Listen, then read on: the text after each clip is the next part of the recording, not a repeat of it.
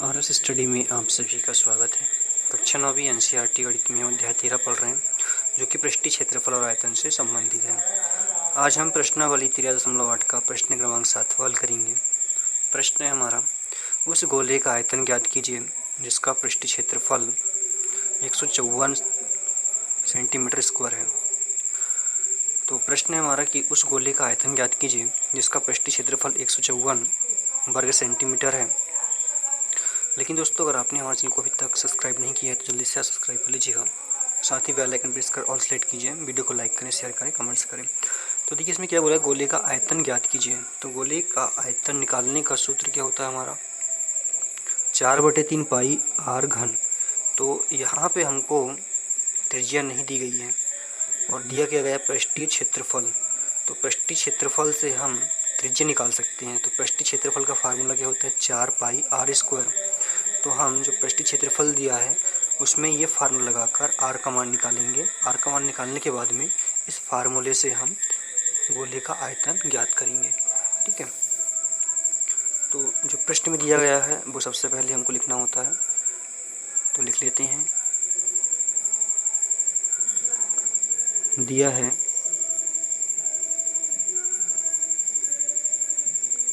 गोले का पृष्ठीय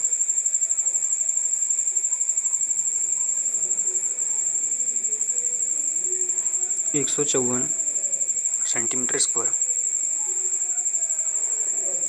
और गोले का आयतन को ज्ञात करना है। गोले का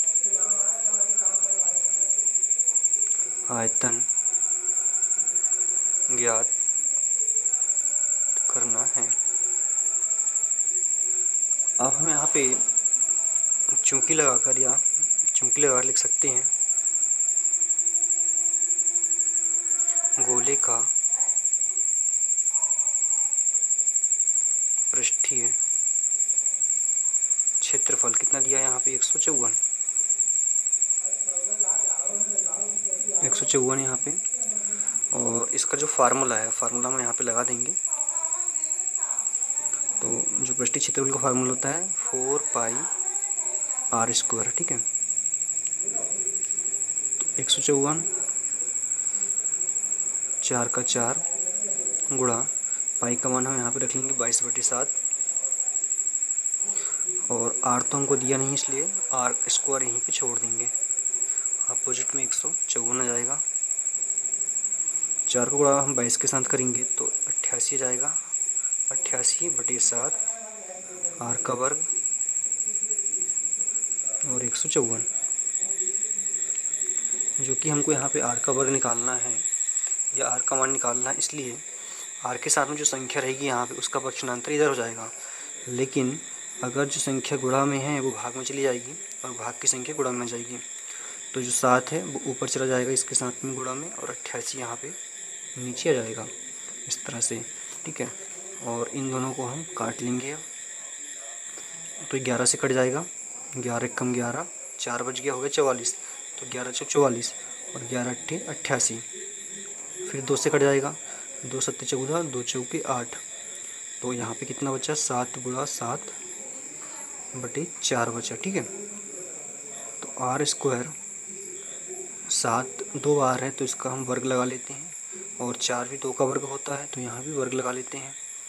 ठीक है, तो आर का वर्ग बराबर 7/2 का वर्ग। तो ये वर्ग से ये वर्ग कट गया तो हमारे पास में आर बराबर कितना बचा, 7/2।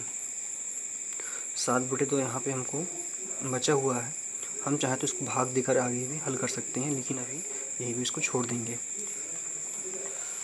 अब हमें पूछा क्या था गोले का आयतन, तो हम यहाँ फार्मूला लगाएंगे।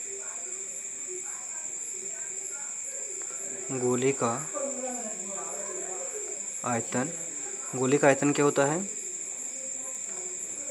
4/3 पाई आर क्यूब। ठीक है, इसमें हम मान रख लेंगे 4/3 का 4/3, पाई का मान 22/7। अब आर का मान यहाँ पे 7/2 है और कितनी बार है, 3। ऊपर इसको घन लगा इसलिए 3 बार है, तो गुणा कर लेते हैं इनका। तो ये हो गया 88, 3 सत्ते 21, 7/3 गुणा 7/3 गुणा 7/3। हम देख लेते हैं जो कट जाएगा, तो 7 एकम 7, 7 या 21, 3 से ये कट गया, तो ऊपर क्या बचा 88 गुणा, ये तो 7 कट गया है, 7 7 49, यहाँ से 49 बचा, और यहाँ से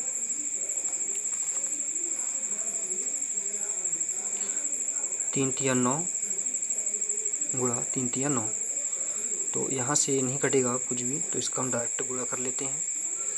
तो देखते हैं डायरेक्ट गुणा करने पर क्या मिलता है हमको।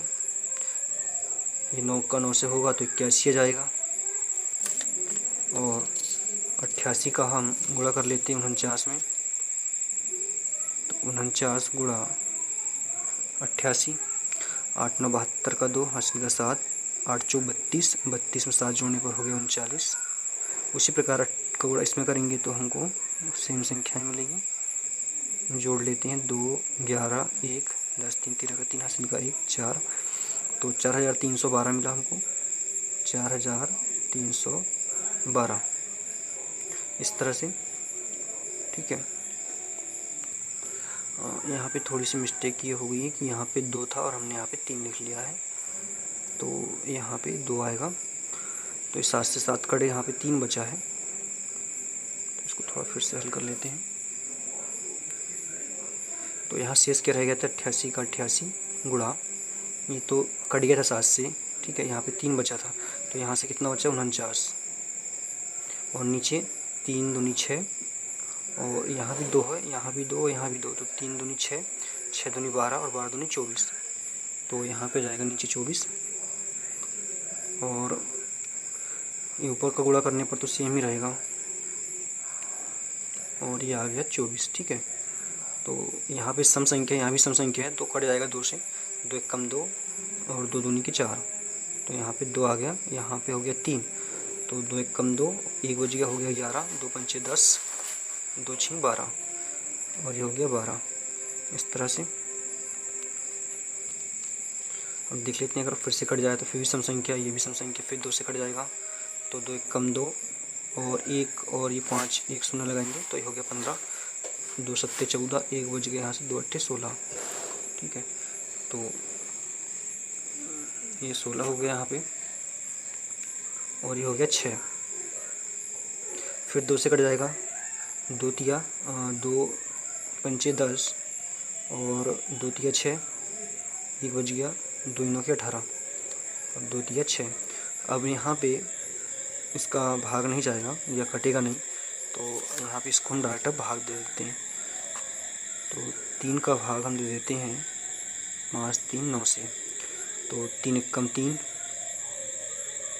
यहाँ से 2 बज गया, 3 यहाँ पे आ गया, और 3 7 21 होता है, यहाँ से 2 बज गया, 9 यहाँ से जाएगा, 3 9 27, 2 बचा। अब यहाँ पे भाग नहीं जाएगा, तो हम इसको लिख सकते हैं 179 सही 2/3। ठीक है, इसको हम लिख सकते हैं, तो हमारा जो आंसर है कितना आ गया 700 या 189 सही 2/3, और यही हमारा आंसर है। धन्यवाद।